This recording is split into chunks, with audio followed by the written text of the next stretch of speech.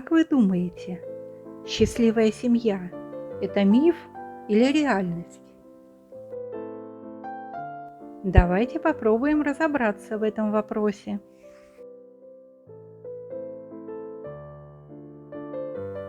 Иногда мы недоумеваем, почему в чужих семьях мир и любовь, а у моей ссоры и обиды. Почему же создается такое обманчивое впечатление? Во-первых, мы мыслим шаблонно. В фильмах нам показывают счастливые семейные пары. Идиллия, любовь, объятия, улыбки. Но ведь сцены ежедневных домашних хлопот, решения вопросов, расхождения мнения и интересов – это никому не интересно, поэтому остается за кадром. Во-вторых, люди не любят выносить ссор из избы. Это выражение известно многим. Никто не хочет, чтобы об их трудностях знали посторонние.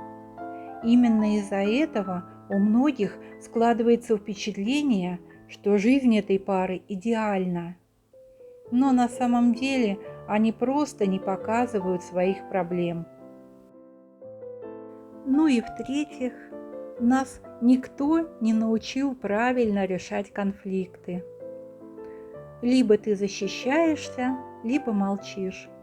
Вот два стереотипа, которые нам навязывают с самого детства. Но все может быть совсем по-другому. Расскажу вам небольшую историю на эту тему. В одной семье муж с женой никак не могли понять, почему они постоянно ссорятся. А вот у их соседей идеальные отношения. Однажды муж залез к ним в дом и спрятался в шкафу. Спустя какое-то время зашла женщина, хозяйка дома, и начала мыть полы. В этот момент подошел ее муж и споткнулся о ведро. Оно опрокинулось, и вода вылилась на пол. «Извини, дорогая, я такой неуклюжий.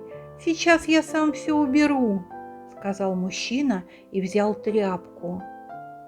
«Нет, что ты, любимый, это я виновата. Не нужно было ставить ведро на проходе». Жена взяла вторую тряпку, и вместе они вытерли мокрый пол. Вечером соседу удалось вылезти из шкафа незамеченным и вернуться домой.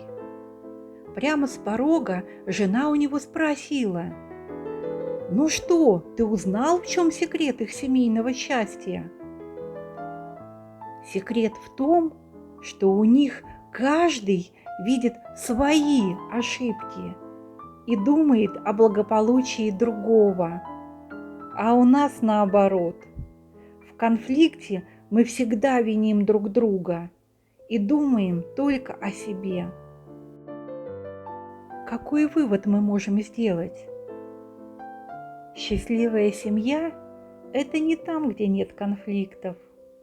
Счастливая семья – это там, где каждый заботится и думает о другом. Вы согласны?